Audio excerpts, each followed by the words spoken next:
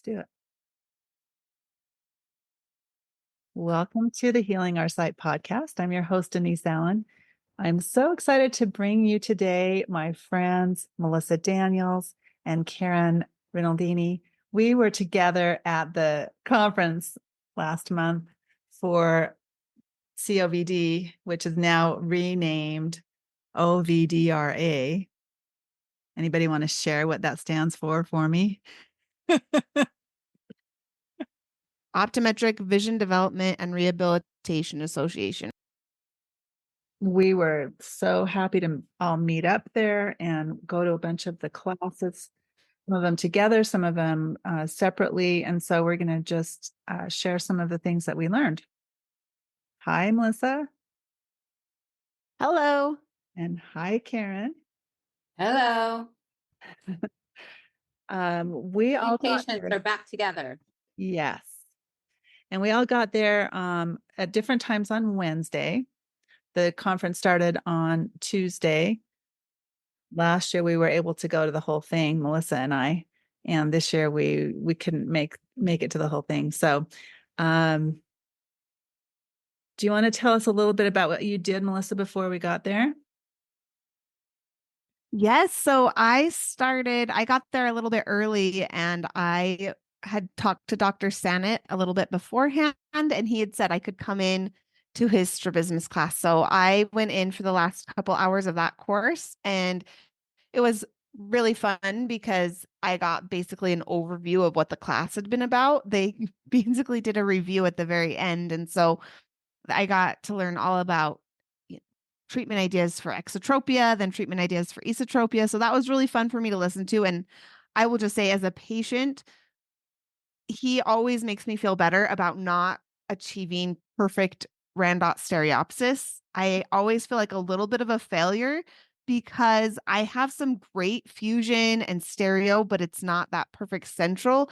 And he talks over and over about how important the functional benefits are. And he's like, yeah, you want straight eyes and you want to be able to function and have better depth perception, but you don't have to have the perfect Randot stereopsis. That's not what patients are going for.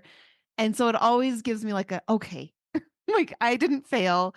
This isn't all in my head. I did have an amazing result. It just, it's not perfect. And so anyways, that was really fun. And then I think after that class, I saw you guys pretty quickly after that. Right. Well, we both went to the book signing for Alyssa Beth Haransky-Beck's book that just came out. It was across the street at the bookstore. Her book's called Enlivening Consciousness, Deepening Your Journey Through Vision, Movement, Nutrition, Nature, and Spirit. She really is into the holistic eye care world. And it's interesting that she is actually an optometrist herself, and she teaches this holistic view. It's really incredible. Yeah. Well, and Caryn and I have both been in her somatic yoga class, and so we could appreciate all of the things that she was sharing in her book a little more because of our deeper connection with her. So that was fun to be able to do that. And then Melissa, you were at the symposium too that night. Yes, that was so fun. I was very nervous. I didn't know what a symposium was, and I was worried it was going to be like really doctor-ish, but it was actually just celebrating an optometrist named W.C. Maples, and he is retired for the most part now. And so they were just celebrating what he has done for the vision therapy community. And he's amazing. He's like gotten vision therapy going in, I believe it was Korea. I think it was in Korea. It was an Asian country. And it was just really cool to see some people from that country that were there, excited to see him. So he just is kind of taking vision therapy to the world, which was amazing. But he has this slogan that he teaches everyone. He's taught and mentored so many different optometrists and vision therapists over the years, and they would get up and share what they learned from him, and everyone quoted him and his little catchphrase. It's start where they are, go where they ain't. And even Dr. Price, who you've had on the show before, he wrote a song about it, which was so fun. And people were singing along. It was just kind of a magical, fun evening. I loved that idea that you start where, as the therapist is starting where the patient is and then goes where they can't go. And as a patient, I think, okay, how many times am I trying to jump into an exercise before I'm ready for it? Because everyone else can do it. Right. And so I'm just like, I'm just going to try it. I'm just going to jump in with both feet. And I feel like I'm being brave, but really it's not very smart. Like I should be like, okay, I can do this exercise when I am 6 inches away. And that's where I'm going to start. I'm not going to try it from 10 feet away because like that's not where I can do it. And so you start where you can do it, then you slowly back up or add your head turning or whatever it is to like slowly go to where you can't do it yet. So that's been something that I've been thinking a lot about as I've, done home exercises. It's okay, where can I do it? And then move forward. Right. I just want to say I love that Melissa every year comes up with something new. I think last year you became obsessed with periphery vision, and I and they did talk a lot about it. So I like that now this year this is your kind of new takeaway. I love that. Oh, yes. Yes. It is like that's what I go and I'm like, okay, what do I need to like change or adapt about how I'm doing vision therapy? It's like, okay, peripheral is still important. It's still like my big talking point, but I definitely, yeah, this is a new one that I've been thinking a lot about. So my takeaway was I've learned a lot about periphery from you, but I use Mhm. periphery when I go for a walk, when I look around the room, in my everyday life, but I don't worry about looking for periphery and looking for space when I'm actually doing my exercises. And so that's what I've been doing. That was my big takeaway from this conference is that's what I need to do. I need to look at the space when I'm actually doing my exercises also. Didn't you tried the HoloLens? Were you able to try that idea with the HoloLens? A little, I had trouble in the exhibit hall. I think the lighting in the hotel was so poor that it wasn't optimal for me to do any exercises. I don't Mm. know if you have that experience, but my eyes get really too tired and I don't do well in the morning. I do better in the afternoon. But then in the afternoon, I think my eyes and brain were fatigued from the lighting. Mm. Oh, okay.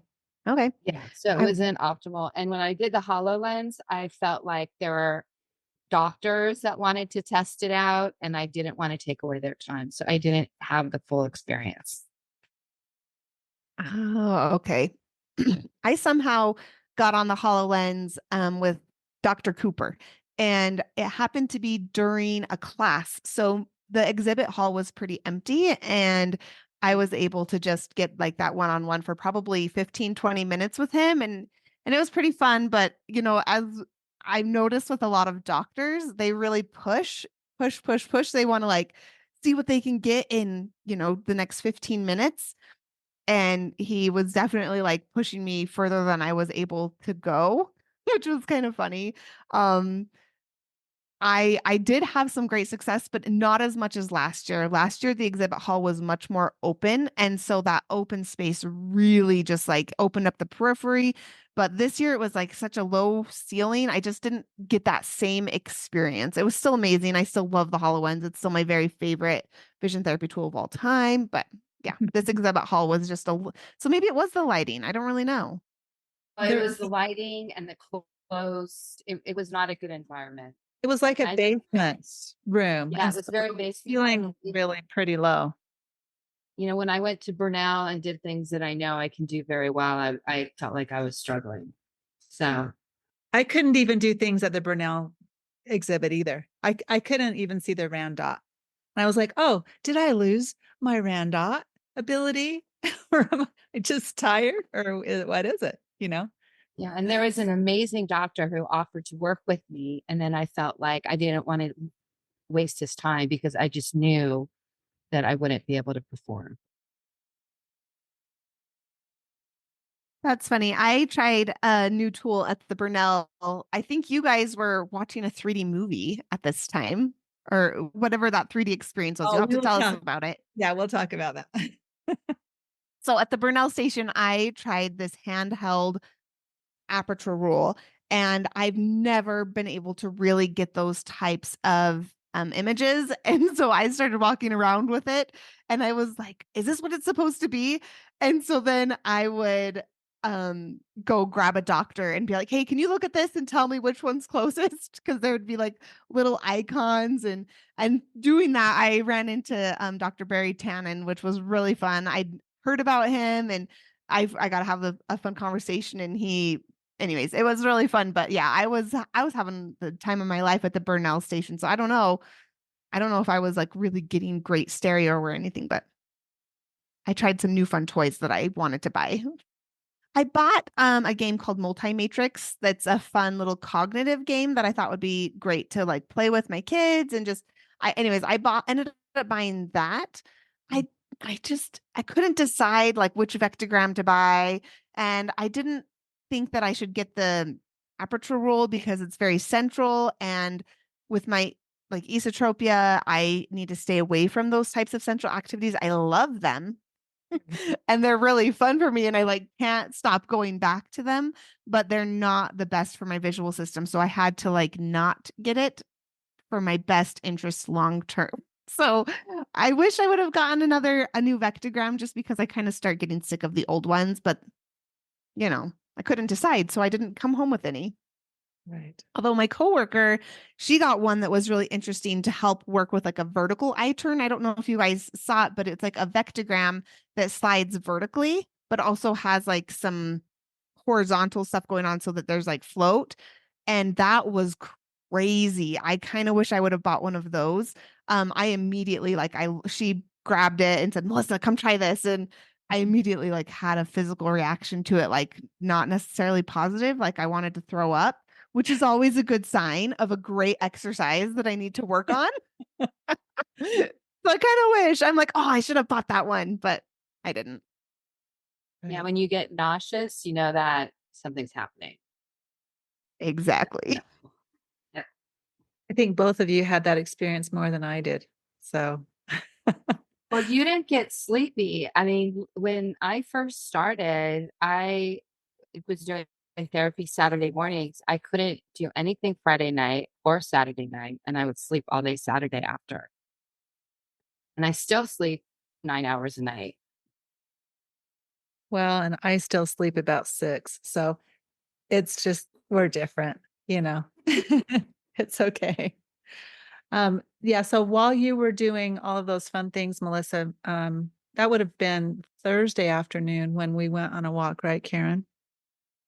Yep. We went down to Pier 39. That was our only outlet from being at the conference. And Caryn saw this 7D ride experience. And she said, it's in 7D. We have to do it. And I said, oh, are you sure? It looks creepy to me. And so she got her way and we went on this 7D ride. You want to tell us a little bit about that, Caryn? There were a lot of crazy animals crazy, like, was it circus? Carnival. Carnival, scary carnival things that you were supposed to shoot. And you were, it was a game, so someone had to win. So at first I was shooting, and then I thought, no, I just want to see the 3D and see the float. And so I was trying to concentrate on that. It wasn't that I wasn't that successful, but I tried, and I was glad that we did it. And it was actually walking and just being outside and looking at for free and getting out of the hotel was worth it. Yeah, we really needed to get out. And we asked how they categorized it as 7D because there's really no, there's no such thing as 7D. And the guy goes, well, it's really more like 4D because the chairs moved, right? And so there were parts of the carnival where we were on a roller coaster and it felt like we were going down this really, like it really did feel like we were on a roller coaster to me. I don't know. Did you feel that, Caryn?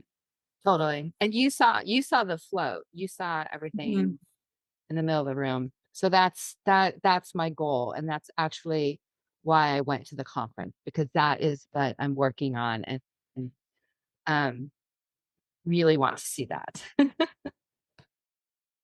Yeah, that was It sounds amazing. it was Sorry. it was a fun 10 minutes. Although Caryn and I came in last and next to last. And I was actually trying to shoot, but I have never played those kinds of games and never been good at any of them. And so I still avoid them, even though I technically should be able to do them. I just am not good. But there were some teenagers, there were some older people too, though. So we were really the worst, you know? It's okay. So I went to a class that the two of you didn't go to on Thursday, the vestibular treatment of strabismus by Jason Clopton. It was at the same time as Dr. Cook's class. Oh, Yeah. And I was so torn because I wanted to go to Dr. Cook's class, but I also wanted to go to this class. So I thought, well, I'll get all of the information from you about Dr. Cook's class and I'll go to this one. So my aha moment when I was in this class, because it was all about what you would do really with babies. And I've always been really interested in that. So I thought, okay, how could I incorporate these principles of vestibular motion with a music experience because of my 20 years in teaching early childhood music? And what would that look like? So my brain started going, all different directions at that point. But one of the things that he advocated, which I think people don't think about at all, is that with babies, even though they're not going to necessarily be in active vision therapy, they will do a little occlusion on the glasses. For babies that are nearsighted or farsighted, they're going to have their little glasses on, and they'll do a binasal occlusion that in combination with the vestibular motion will encourage their eyes to develop the way they should, basically. So that was a big deal. I thought that was really cool. Should we talk about Dr. Cook's class since you were both in that one? I think we have to have Melissa talk about it. She is the biggest Dr. Cook fan alive. Oh. I am the biggest Dr. Cook fan alive. I asked one question before the class started, and it was, "What are you going to be wearing, Dr. Cook?" And he did not disappoint with his fuchsia jacket and tropical tie. And anyways, he just has the best personality and he's brilliant. So I just can't help but love the guy. A lot of it was from his book, The Shape of the Sky, that I've read a few times, and a lot of my mastering peripheral course is based off of that book. And so it was a lot of things that I'd heard before. One thing that really struck me, because he's always talking about seeing the space, opening your peripheral, instead of just like focusing on little tiny details, like how much can you see at one time instead of how small can you see at one time. And one thing he talks a lot about is the ZOZA, which is the zone of simultaneous awareness. And that's his way of saying like a big open peripheral, right? You're taking in a lot at the same time. And I loved the idea that if I'm looking for my eye exercise, maybe I'm looking at a quoit or some sort of ectogram and it's close to me, and then I look far away at something else, then I look back. A lot of times in vision therapy, they have you looking near and far. And I think, okay, I'm looking near. I'm at near. I want to open my peripheral in this zone. And then I look far away, and now I have a new peripheral in this like far away zone. And something that Dr. Cook talked about was that it's all the same zone of simultaneous, like it's all the same zosa. You're just moving from one spot to another in that same peripheral area instead of switching from a near peripheral to a far peripheral. It's like all the same. And to me, it's like, oh my gosh, like why didn't I think of it? I don't know if I'm making sense, but it it was a big aha moment for me. Like I'm just like the world is all one big thing and I'm just moving my eyes through it, but am I aware of all of it at the same time, no matter where my eyes are in that zone? So anyway, that was really cool. He's just so fun and entertaining. I'm going to watch it again probably. Did you guys get the email about the recordings that are available for the next couple Yeah. weeks? Yes, I'm going to try and watch the ones I missed that are available. It's going to be great. What I'm noticing is that when I'm in this kind of a call and I'm staring at my computer screen, my eyes start to just tense up. And so even just saying, be aware of your periphery, will allow them to relax. And I think that's just a takeaway from this experience, right? That I felt I wanted to share with people because I just think it's important that we do learn how to really relax in all of the things that we're doing. We don't want to give up doing this Zoom call and recording this podcast because it's difficult. We want to be able to do all of things that are important. We were all in the Spot It class. So what did everyone take away from that class? I thought it was fascinating that with one game, toy, whatever you want to call it, how much you could do with it. She just kept coming up with, and then you can do this, and then you can play this game, and you can play this game, and this is a great vision therapy grant. I mean, I was absolutely fascinated that she can do that. Have you used that game in your therapy, Melissa? Tons. I I work as a vision therapist, right? Just one day a week. And I came back so excited about Spot It. I bought a few new types of Spot It and brought them into the office and have just been using them with my patients. And it has been so effective. One thing that she talked about was just the science that shows that if somebody is interested in that target, that their brain makes such stronger neural connections, so that if you're trying to get better at tracking or trying to get better at, your focusing system, whatever it is, if it's a target that your brain likes and is interested in, you make those connections come so much more quickly. And so I've been using it in a lot of different ways. Patients are loving it. My doctor wasn't at COVD and he was a little hesitant at first when I have a whole therapy session and the only notes I have are Spot It. And he's like, wait a second. But not really. But I think actually yesterday at our meeting, he's like, okay, I want you to teach us like a bunch of different things that we can do with Spot It. And so that's what our whole meeting was okay, here's one way you can do it. And everyone was super excited about it. People have been trying it with patients, tons of success. Kids are excited. It's more fun for me. So it's been amazing as a vision therapist. I love it. I was thinking I should buy one and play it with my grandchildren just because, but there were so many fun things to do with it.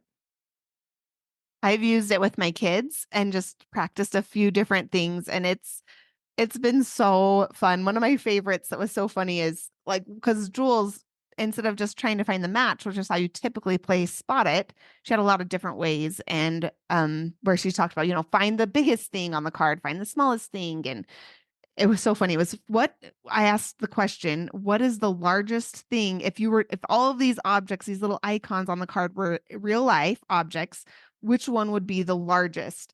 And we were doing the game with it, and someone said the raindrop. And we all just started, it's like it's so hard for your brain to make that connection between like, hey, there's this picture on the card and it's a really big raindrop next to a really small camel, right? And so it's like it looks bigger, but like you have to transfer that to real life. And that's a really big cognitive load. And so, anyways, that was to me like just really interesting. Like I'm making those mistakes, but it's so good for your brain. So yeah, we've been playing it tons with my kids, just trying to make them smarter, right? Yeah. All the brain connections are important for sure. Did you guys go to the Central Peripheral Visual Dance well, Melissa was not there on Friday, so did you go to that one, Caryn? I don't think so. No. I must have gone to that one by myself. This was Nancy Torgerson and Angela Petal, and it was pretty interesting. It was really more for doctors and therapists, obviously, like everything, because they were giving a lot of information about how you would use lenses and prisms and all of that kind of thing. But they did talk about peripheral awareness, which we know we need to all work on. And I'm going to get your course out again, Melissa, and actually do more of that, because I think that's going to be helpful for me. I think every session that I went to, they did speak about revision. Yeah, I think that Big it's topics. key, right? And they also talked about some body integration types of activities as well. So again, it's all connected. I think we're not treating our visual system as part of our whole body. We're treating it separately instead of, this is an integrated, we're all an integrated person. We need to treat it all at the same time. I also went to the Scott Lewis class, sequencing vision therapy, taking the binocular approach. He was talking about how we want to get the part you can do, the peripheral part, and then bring it in, but you get the 3D where you can get it, which I think would be peripherally first, and then again the same message that we were talking about. Which classes were you at that day, Caryn? I can't even remember. Went to the sports therapy one. Okay. So mainly spoke about hockey players and techniques for athletes. And I think my interest in sports therapy is that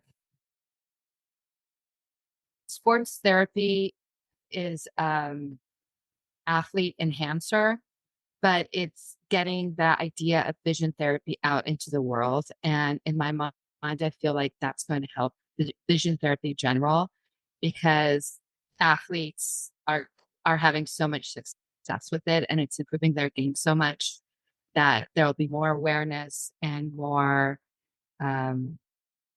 eagerness to do vision therapy. And so that's what I was excited about. And just seeing the improvements with these athletes was really exciting. That's so cool. I feel like we're going to leave you out now, Melissa, because you had to leave the conference to go to a wedding. I know.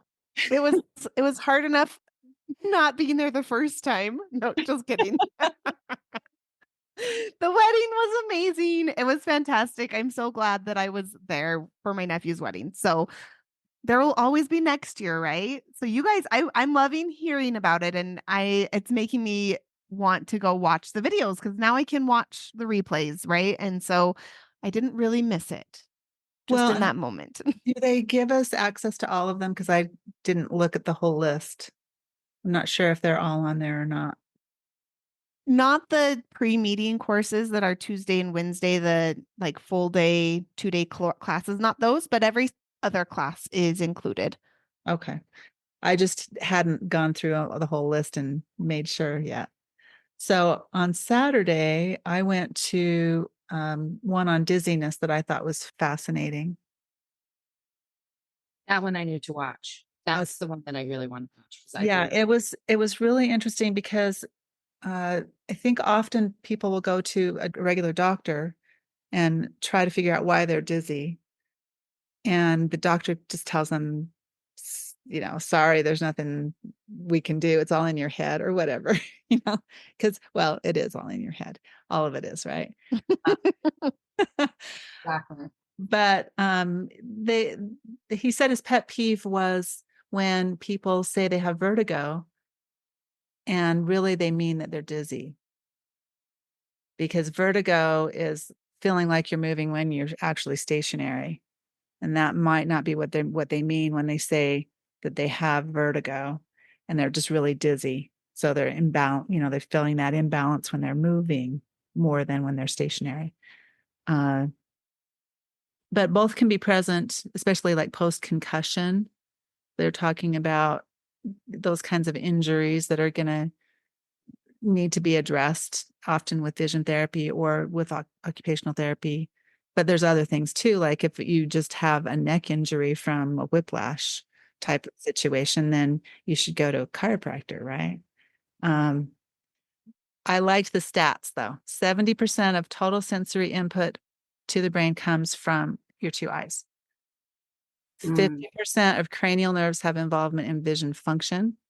And at least 50% of those with a neurological injury suffer from visual changes.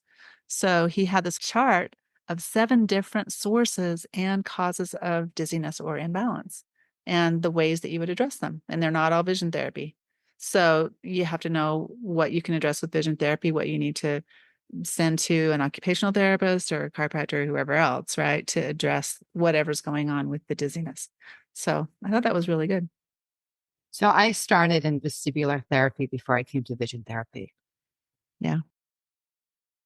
It's an important piece of the puzzle, right? Yes, definitely. My husband is a physical therapist who he treats like headaches and face pain. So he's kind of an unusual physical therapist, but it was so interesting because he never knew that vision therapy could even work with dizziness. I'd been in vision therapy for years, but dizziness wasn't really one of my symptoms. Like I would feel a little dizzy, but nothing that was like, it wasn't a huge complaint of mine or like a reason that I'd gone to therapy.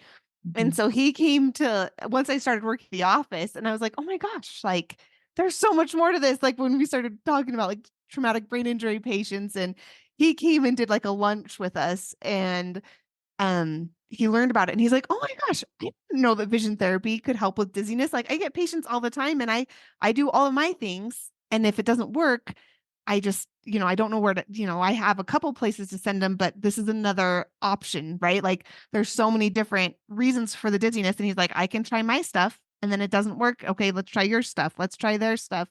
So that was something that he was super excited about as a physical therapist, was to learn that vision therapy was even an option, that could affect their, the dizziness. So anyways, super cool.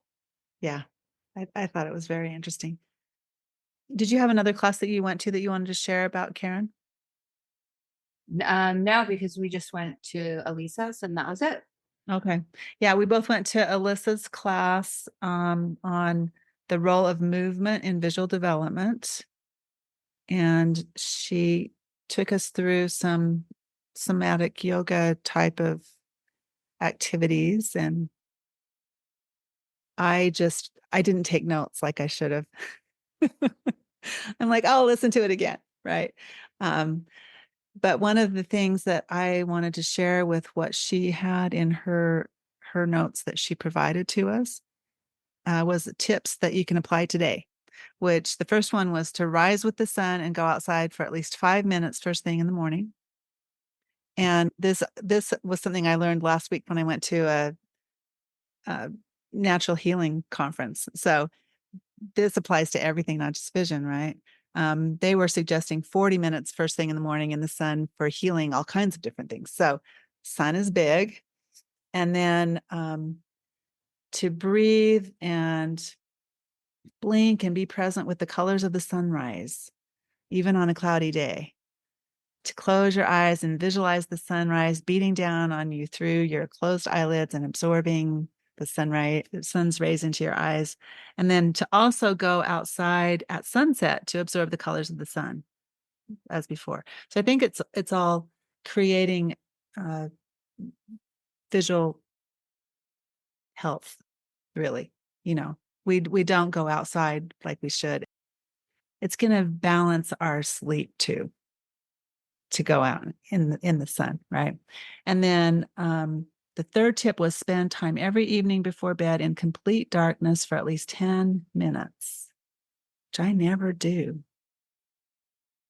I don't even know if I'm in complete darkness because there's like a little bit coming out of there's kind of, it's not like a skylight, but it's like an upper window that I don't have anything to cover. And I think there's always light from the street lights coming in my window all night long. So I'm going to work on that issue. And then just visualizing the rods of your eyes being rejuvenated from the complete darkness. So when I go to vision therapy, there's two roads for me to take. There's a toll road, which I have to pay for, or just the regular highway. And when it's sunny, I always take the toll road because you come down a hill and you can just see for miles and miles and miles. You see the ocean, you can see downtown Los Angeles. When it's a nice day, you can see so far. And that is part of my vision therapy. Nice. Just especially when it's sunny, it's incredible. I think I look more forward to the drive than anything else because it just looks amazing, and the sun and how far you can see. Awesome. And it does make a difference. Yeah. It would have been nice to have some of the conference outside, right? Well, Lisa was very upset about the conditions of the hotel for a vision conference, and she was absolutely right. She thought the lighting was terrible. Yeah. It was terrible. It was terrible. Yeah. But that's the way conferences are. Except I did book a conference for my law firm, and I found a hotel with a room with windows and insisted that we do it there. Nice. I think it's definitely better for learning. Yeah. What I loved too was just enjoying the community, meeting the people, feeling their dedication to their craft, really. That's why they were there, learning more so they could help people. And it was just a great feeling to just be there with all these people who have this calling, really, to help people with their vision. I was pleasantly surprised on how nice and approachable some of these doctors were that I've been reading about, and in my mind are celebrities, and they were so nice. And they said, "Oh, where are you an optometrist?" Well, I'm not. I'm a patient. And at first they were a little surprised by that. But then I think they were open to talking to us and knowing our story and maybe offering help. It was really incredible. Yeah, it was fun. And it was great to spend time with both of you too. Melissa asked me going. I said, I just want to go to be with you guys. Totally.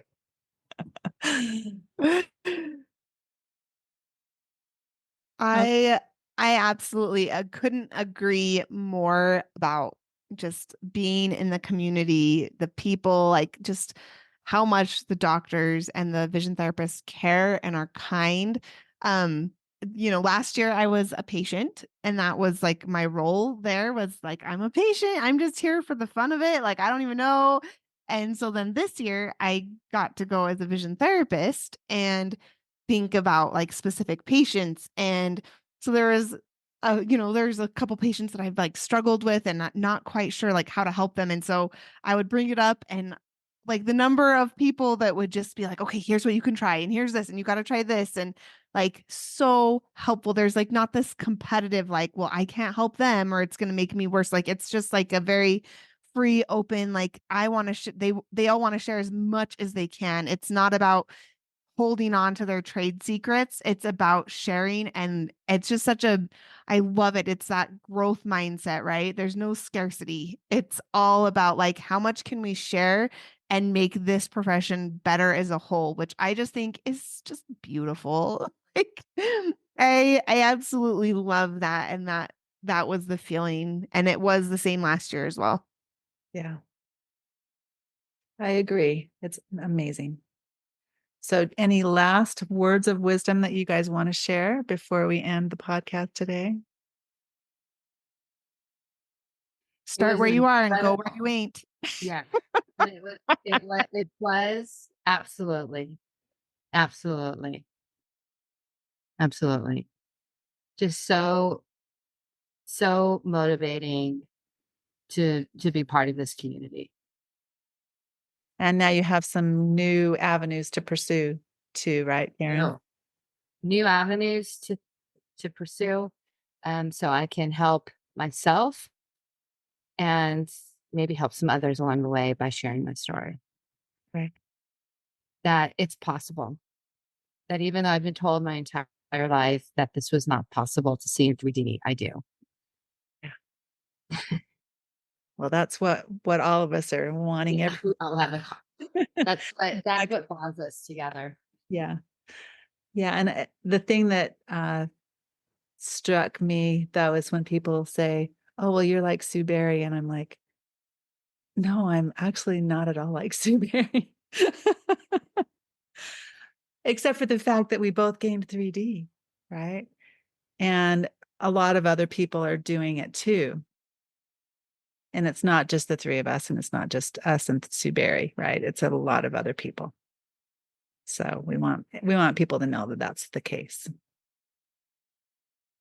Absolutely. There are so many people that are having success. And I think maybe another just overarching thing is if you don't get the same result as Sue Berry or Denise Allen, it doesn't mean that it wasn't worth it. It doesn't mean that it can't change your life. That there is a huge range of improvements that can be made that are going to change your life. And it doesn't have, your journey is not going to look the same as everyone else. Your result is not going to look the same as everyone else, but there's so much to gain. And so it's such a personal journey though. You have to figure out, okay, what is my journey going to be and how am I going to get there? So I love that feeling of just, it's your own journey. Make it what you will. Yep. And I'm glad that you're both on the journey with me. 100%.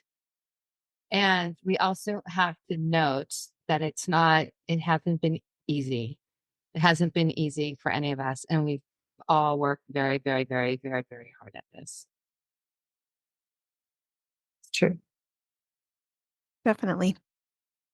And it's okay. It's okay for it to take 18 months. It's okay for it to take 6 years. It's okay for it to take longer or shorter, anywhere in the whole mix of things, right? All Yep. right. Well, thank you for sharing all that today, and we'll go ahead and um, I'm sure we'll have some more things that we can share later. Yes. Denise, I really would like us to do the Doctor Cookbook Club. Mhm.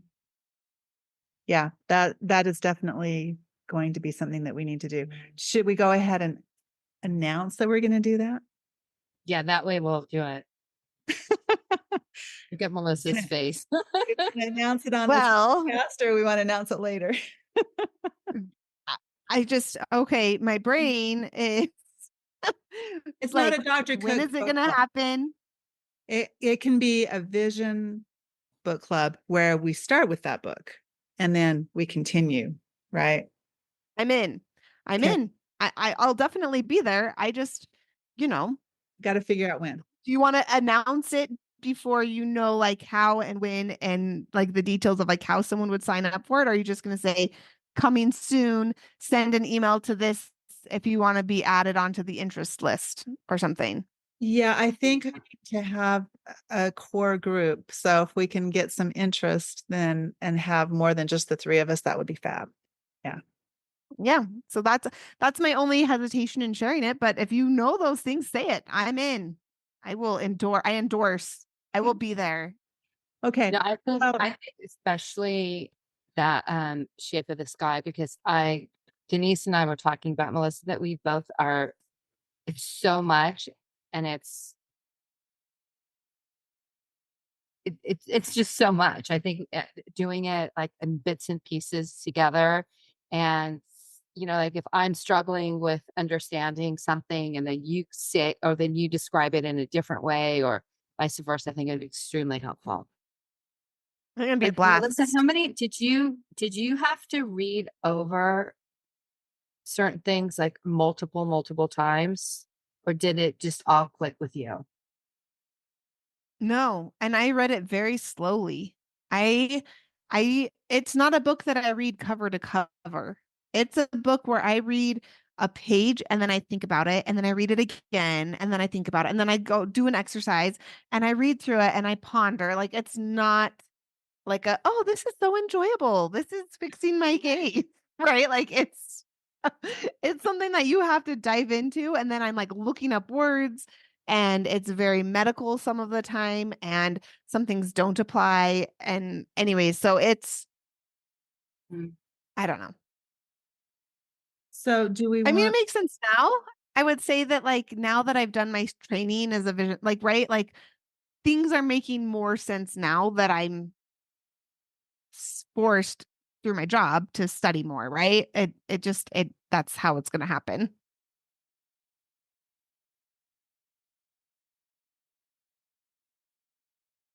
I have to go. So we probably ought to figure out a time that works and a way to announce it so that we can gather the people. And You should I, just announce it right now and tell them to send an email to, or what's your email? Denise, okay, yeah. Okay, Healing so Our Site we can just say we're going to create a vision. What do we want to call it? Book Club. Just a vision book club or a vision therapy book club or a vision healing book club. I don't know. Let's call it a vision therapy book club. Are you guys okay with that? And then I'll put it on the Facebook group too. Okay. So Vision Therapy Book Club, we're wanting to start this up. Do you want me to just make an announcement? We are wanting to. We are starting a Starting. vision there. So Don't say wanting I because then know. it's a dream. Okay. See, I always tell Denise the same thing. This is the official announcement then. I'm gonna do it. Okay. Doing it. Today we're making an official announcement that we're starting a Vision Therapy Book Club. If you would like to participate in this book club, please send the information to me in an email at healingmysite@yahoo.com. Or you can message me on Facebook on the podcast Facebook site, which is Healing Our Site. And I'll get the message either way. And we will add you to the list and let you know when we're starting the book club. Can't wait. It's going to be the best. The first book that we're going to delve into is The Shape of the Sky by David Cook. Anybody that would like to look at that book with us and do the exercises and talk about how all of this affects us, please join us. Thank you for listening to the Healing Our Sight podcast. I'd love to hear from you. Please share and also join our Facebook community at Healing Our Sight to leave suggestions or comments. Have a great day.